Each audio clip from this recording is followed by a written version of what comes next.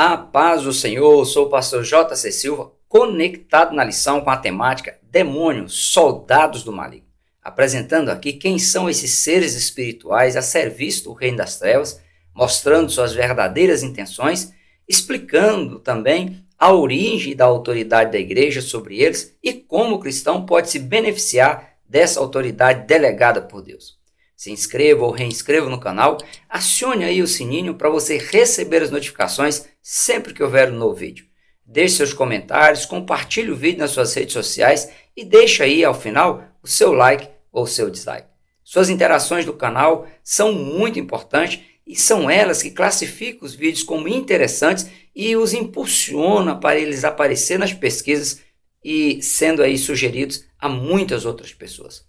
Faça seu investimento financeiro no meu ministério através do Pix e-mail jcsilvagna@gmail.com. É Deus quem te recompensará e fará florescer a sua semente de maneira transbordante.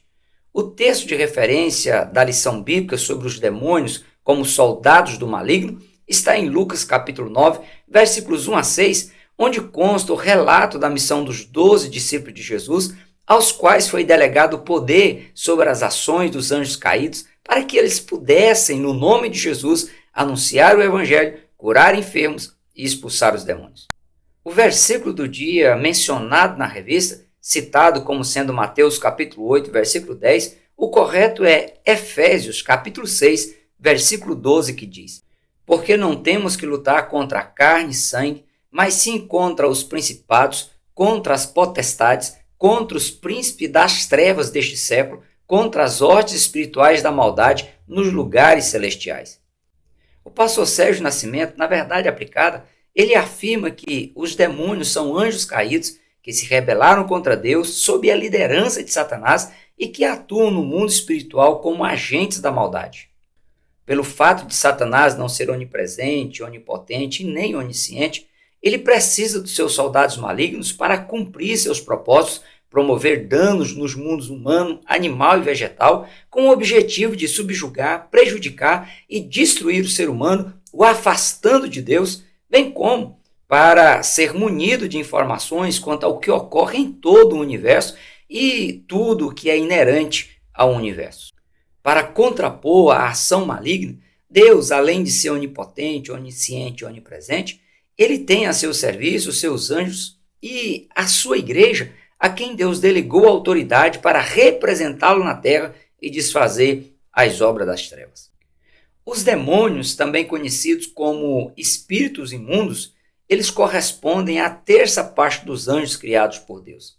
Eles são seres espirituais que foram criados bons e perfeitos, como todos os demais anjos celestes, mas que, ao se aliarem a Satanás na sua rebelião contra Deus, perderam a condição de perfeição e de bondade. A serviço do reino das trevas, eles estão subordinados ao diabo, se opondo contra os propósitos de Deus na tentativa de influenciar, dominar e aprisionar os seres humanos na prática do pecado, longe da presença abençoadora de Deus. O testemunho bíblico quanto à existência dos demônios é vasto. No Antigo Testamento, há 3 citações diretas, 3 referências nas quais aparece o termo demônio, fora outras referências que indicam a atuação ou ações em decorrência da influência maligna direta ou indireta. No Novo Testamento, principalmente nos relatos que envolvem o ministério terreno de Jesus, há um número maior de citações do termo demônio ou demônios numa referência aos anjos maus, aos anjos caídos. Na literatura grega clássica, o termo demônio foi etimologicamente usado para se referir a deuses pagãos inferiores, sendo o vocabulário usado pelo apóstolo Paulo lá no seu discurso em Atenas, quando classificou os frequentadores do Areópago de supersticiosos, ou seja, de reverenciadores de demônios. Ao condenar a prática de oferecer sacrifício a ídolos pagãos, o apóstolo Paulo ele deixou claro que quem de fato está por trás das divindades pagãs utilizadas na prática da idolatria e que recebe a adoração e os sacrifícios oferecidos são de fato os demônios. A exemplo de Saul, que procurou uma feiticeira para saber sobre o seu futuro, ainda hoje muitas pessoas se orientam por meio de astrólogos e de outras pessoas que se utilizam de poderes mágicos místicos e esotéricos. No caso de Saul, ele acabou confundindo o espírito maligno, imaginando que fosse o profeta Samuel que tivesse voltado do mundo dos mortos para falar com ele. Após o rei Saul perguntar à mulher quem ela estava vendo e ela fazer uma descrição que coincidia com a descrição do profeta Samuel, entendendo Saul que era Samuel, inclinou-se com o rosto em terra e se prostrou. Como Saul não tinha mais a orientação do Espírito de Deus que havia se retirado dele, Saul, por pura percepção pessoal e sem a capacidade espiritual de discernir espíritos, entendeu que fosse o profeta Samuel, se prostrou com o rosto em terra e se dispôs a ouvi-lo. Esse mesmo risco corre às pessoas que se esquivam em se submeter e em fazer a vontade de Deus, indo atrás de adivinhos, mágicos, místicos, feiticeiros, cartomantes, astrólogos, horóscopos e tantas outras espécies de falsos profetas. A verdadeira e imutável orientação deve ser buscada nas Escrituras Sagradas, que é a inerrante Palavra de Deus. Todas as outras fontes de orientação, de aconselhamento, devem ser analisadas e levadas ao crivo das Escrituras Sagradas. Os demônios, eles são de fato conhecidos como soldados do maligno e por meio de quem o inimigo ele atua na vida dos filhos da desobediência. Eles também são conhecidos nas Escrituras como espíritos imundos, principados, potestades, hostes espirituais da maldade, tronos e dominações. Outro termo utilizado para definir e classificar os demônios é espíritos em prisão, numa referência a uma classe de demônios que, por seu alto poder de destruição, a sua periculosidade e a sua ferocidade, Deus não lhes permitiu que eles ficassem soltos a serviço do príncipe das trevas. Só em um momento futuro específico é que esses anjos eles serão liberados para atuarem no período da grande tribulação, atormentando a humanidade deixada no arrebatamento da igreja, ao toque da quinta trombeta de anúncio de juízo sobre os ímpios. O uso dos termos pelos quais os demônios são conhecidos nas Escrituras dependem da hierarquia espiritual exercida por eles e também das suas áreas de atuações. Por exemplo, os principados se referem a demônios que atuam e dominam em determinadas regiões, tendo autoridade sobre outros demônios, numa semelhança da forma como o termo principado era utilizado no mundo antigo para se referir a um rei que atuava e dominava em uma determinada região. Um bom exemplo é o fato do que ocorreu quando Daniel ele se propôs orar buscando a resposta de Deus e um demônio denominado de príncipe do reino da Pérsia, pois atuava e exercia domínio naquela região, por 21 dias resistiu ao anjo do Senhor que levava a resposta da oração de Daniel, o impedindo de transpor aquele espaço sideral para chegar até onde Daniel se encontrava orando. O próprio Cristo ele disse que o reino das trevas é organizado, ou seja, tem uma estrutura que permite que os objetivos satânicos sejam atingidos sob o absoluto controle de Deus. Caso fosse um reino dividido, disse Jesus que não subsistiria. Outro fato que comprova essa realidade é a orientação do apóstolo Paulo de que o cristão não pode ignorar os ardis e as astutas ciladas do diabo. Da mesma forma, a igreja, como organismo vivo, atuante e resiliente, deve se manter unida, buscando se estruturar cada vez mais em Cristo, desfazendo quaisquer tipos de desunião, maledicências, intrigas, rebeliões, acusações e até mesmo críticas exacerbadas. O cristão, como templo e habitação do Espírito Santo de Deus, bem como a igreja coletiva composta pelos membros do corpo de Cristo na terra, devem fazer a diferença positiva na sua representatividade de Cristo na terra, batalhando ferrenhamente contra o inimigo e seus súditos infernais, promovendo o reino de Deus na terra. A função dos demônios, como já dito, varia de acordo com a atuação de cada um deles na oposição a Deus, na busca por distanciar o ser humano de Deus para deixá-lo vulnerável, passivo de ter a sua comunhão com Deus destruída e ser destinado à segunda morte, que é a eterna separação de Deus. As atividades dos demônios têm como objetivo principal matar, roubar e destruir a reputação de Deus e da alma humana. distribuídos em principados, potestades, hortes espirituais da maldade, tronos e dominações, atuando para destruir a obra de Deus, em especial o ser humano, os demônios, eles se utilizam dos elementos da natureza, de mentiras, de enganos, de mortes, de sinais e de prodígios. Se utilizam também de diversas outras ações destrutivas de cunho perverso, podendo até se transfigurarem em anjos de luz para enganar. O objetivo é cegar a pessoa ou gerar dúvida no coração da pessoa quanto aos propósitos e às verdades de Deus, como fez com Eva no Jardim do Éden e com Ananias e Safira no início da igreja cristã, impedindo de a pessoa chegar ao conhecimento da verdade para ser salva ou se afastar do conhecimento da verdade para cair na condição de condenação eterna. A quem abraçou o evangelho de Cristo, o inimigo trabalha para que a pessoa retorne à condição anterior à conversão, voltando a servir a quem por natureza não é Deus, mas quer a adoração como Deus. Outra estratégia do inimigo é se utilizar e intensificar na pessoa o sentimento de culpa, a vergonha, o medo, doenças físicas ou psicossomáticas, a inveja e calúnias, no intuito de fazer a pessoa desistir dos propósitos de Deus para a sua vida. A ação demoníaca ela é contínua, sutil, altamente perigosa e dinâmica, tendo início lá na desobediência, quando ocorreu a rebelião a Deus no céu, seguido com a tentação e indução para que Eva e Adão desobedecessem a Deus no Éden, segue nos dias atuais, após o arrebatamento da igreja. Haverá uma atuação muito intensa no período da grande tribulação e na batalha do Armagedon, momento em que o inimigo ele será preso e acorrentado por 1000 anos.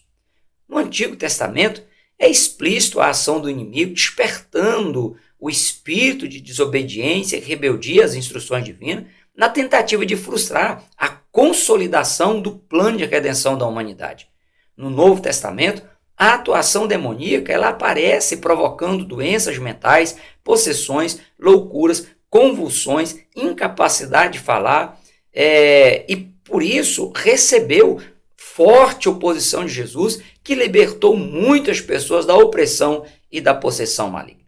Apesar de as doenças físicas, emocionais e psicossomáticas serem em decorrência da degradação humana provocada pelo acesso do pecado na vida humana, é importante ressaltar que nem toda enfermidade tem origem maligna. Existem questões ligadas à genética, questões emocionais, predisposições e estilo de vida que provocam queda na imunidade da pessoa, podendo levar a pessoa a sofrer algum tipo de enfermidade física, emocional ou psicossomática.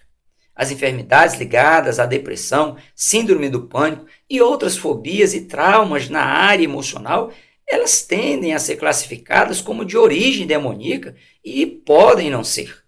Elas merecem atenção especial, diagnóstico preciso, acompanhamento médico e pastoral. As armas espirituais, os dons sobrenaturais do Espírito Santo e as virtudes do fruto do Espírito Santo foram dadas por Deus justamente para condicionar o cristão a superar limites pessoais, encarar e vencer o mundo espiritual das trevas. Quanto à atuação futura do inimigo na consumação dos séculos, é interessante notar que apenas o dragão, a antiga serpente, é que será preso. Por estarem sem liderança, os demais anjos caídos, os demônios, eles só voltarão a exercer suas atividades maléficas quando Satanás ele for solto por um curto período de tempo e voltar a enganar as nações. Quanto ao destino final dos demônios, a Escritura Sagrada diz que o diabo, o anticristo, o falso profeta e todos os demais que não tiverem seus nomes escritos no livro da vida, eles serão destinados ao mais profundo abismo, cujo termo grego utilizado é tártaro. Quanto aos demônios e à igreja cristã, desde que a igreja ela se mantenha nos propósitos de Deus, a igreja, por meio da vitória de Jesus na cruz, tem poder e autoridade sobre os demônios. Nem as portas do inferno podem prejudicar, paralisar ou deter a igreja cristã. Como já mencionado anteriormente, os demônios eles se opõem ao reino de Deus pois o reino de Deus ele é formado pelas pessoas que reconhecem a soberania de Deus sobre suas vidas e permanecem na obediência às instruções sagradas. O pastor Sérgio Nascimento ele ressalta em seus comentários que o reino de Deus é o meio pelo qual Deus ele tem o controle absoluto sobre o mundo e governa o mundo. O reino de Deus ele é maior do que a igreja cristã, pois vai além da atuação da igreja, englobando a ação de Deus em toda a história da humanidade, na qual a igreja cristã também está inserida. Quando, no seu ministério terreno, Jesus ele expulsa os demônios das pessoas, Jesus estava demonstrando claramente que quando Deus governa, quando Deus reina em um ambiente, os demônios não têm e não terão espaço para atuar no mesmo ambiente. A igreja é a representação do reino de Deus na terra, pois quem governa sobre a igreja é Cristo. E enquanto a igreja se mantiver em santificação, odiando e combatendo o pecado, os demônios não terão poder de atuação na igreja. Um bom exemplo do que ocorrerá na eternidade após a restauração, a criação de novos céus e nova terra, é que quando o reino deste mundo, que está sob o domínio do inimigo, sob a absoluta supervisão e controle divino, quando o reino deste mundo ele for devolvido, for entregue a Cristo para a implantação do reino milenial, os demônios eles deixarão de atuar por 1000 anos. A maior manifestação do reino de Deus é a derrota final do inimigo e de seus súditos infernais que serão subjugados por Cristo e jogados no Tártaro, no mais profundo do abismo. Na atuação em seu ministério terreno, Jesus ele viveu e exerceu o seu ministério como um ser humano comum. E o que capacitou Jesus a repreender, expulsar e dominar, a ter domínio sobre os demônios, foi o fato de Jesus ter sido um ser humano cheio do Espírito Santo. Ao ressuscitar e voltar a se utilizar de todos os seus atributos divinos, Jesus declarou dizendo: "É-me dado todo o poder no céu e na terra. E estes sinais seguirão aos que creem, em meu nome expulsarão demônios, falarão novas línguas, pegarão nas serpentes, e se beberem alguma coisa mortífera, não lhes fará dano algum, e imporão as mãos sobre os enfermos e os curarão. E eis que vos dou poder para pisar serpentes e escorpiões, e toda a força do inimigo, e nada vos fará dano algum." Ou seja, além de Jesus deter todo o poder e toda a autoridade, o próprio Cristo ele delegou o poder à sua igreja a fim de capacitar a igreja a fazer as obras que Jesus fez no decorrer do seu ministério terreno e ainda fazer obras maiores do que as que foram realizadas por Jesus na condição de um ser humano comum cheio do Espírito Santo. Para que o cristão tenha êxito no uso dos poderes delegados por Jesus a ele, a única exigência bíblica é que o cristão ele seja verdadeiramente discípulo de Jesus e o represente de forma genuína, de forma verdadeira, como membro da igreja cristã, que é o corpo de Cristo na terra. Isso porque, andando na carne, não militamos segundo a carne, porque as armas da nossa milícia não são carnais, mas sim poderosas em Deus para a destruição das fortalezas, destruindo os conselhos e toda a altivez que se levanta contra o conhecimento de Deus e levando cativo todo o entendimento à obediência a Cristo e estando prontos para vingar toda desobediência quando for cumprida a vossa obediência. Quanto a um cristão genuíno ser possuído por demônios, é impossível, pois enquanto o cristão se mantiver nessa condição de um cristão genuíno, o cristão é templo e habitação do Espírito de Deus, além de ser classificado como filho de Deus. No entanto, caso o cristão se desvie da fé em Cristo, se rebele e viva uma vida na prática do pecado, em desconformidade com os propósitos de Deus, mesmo que esteja frequentando alguma igreja, o Espírito Santo se retira desse cristão e dá lugar para a atuação e o domínio dos demônios. Como foi o caso de Judas, que, apesar de ele ser discípulo de Jesus, tesoureiro da equipe de Jesus, Judas permitiu que o diabo entrasse nele, o dominasse e o conduzisse para trair Jesus e posteriormente o levar ao suicídio. O fato de Pedro ele ter sido repreendido por Jesus com a expressão "para trás de mim, Satanás", é outro caso emblemático, pois Uma pessoa pode servir a Jesus e, mesmo assim, por descuido espiritual, por desleixo, se deixar ser influenciada pelo inimigo ou por seus soldados do mal. Desleixo espiritual, conivência ou conformismo com o pecado, falta de leitura bíblica, oração e jejum, deixa o cristão vulnerável aos ataques do inimigo ou sem forças para repreendê-los, podendo vir a sofrer ataques ou até mesmo opressão maligna. O segredo é se manter fiel, sincero, reto, temente a Deus e buscar sabedoria de Deus para se desviar do mal. Nessa guerra espiritual contra os principados, contra as potestades, contra os príncipes das trevas deste século, contra as hostes espirituais da maldade nas regiões celestiais, a vitória é do povo de Deus. Pois os anjos maus, por terem caído, eles perderam o elevado nível de poder e autoridade que eles tinham quando eram anjos bons a serviço de Deus. Isto porque o pecado de desobediência e todos os demais pecados, em decorrência da desobediência a Deus e aos propósitos eternos do Senhor, eles são uma influência enfraquecedora, uma influência destrutiva.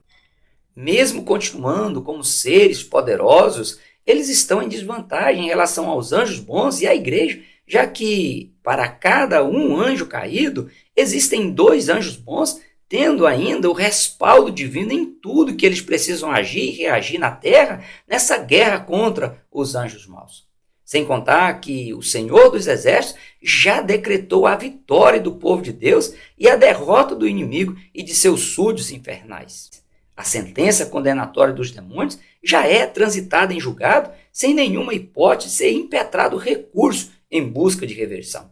Mesmo assim, os servos e servas de Deus precisam se revestir das armaduras de Deus, seguir as instruções sagradas, se manterem na dependência de Deus, resilientes no propósito de preservar intacta a fé e a comunhão com o Senhor Jesus Cristo. Mantenha o propósito de leitura bíblica e oração diária, programe períodos de consagração e jejuns para que Deus te encha do Espírito Santo, te dê autoridade contra as hostes da maldade, te possibilitando a permanecer firme no dia mau. Use a autoridade de Deus na sua vida, sempre em conformidade com as instruções do contexto geral das Escrituras. Por hoje nós ficamos por aqui. Até o próximo encontro, se Deus quiser. Prossiga na paz do Senhor.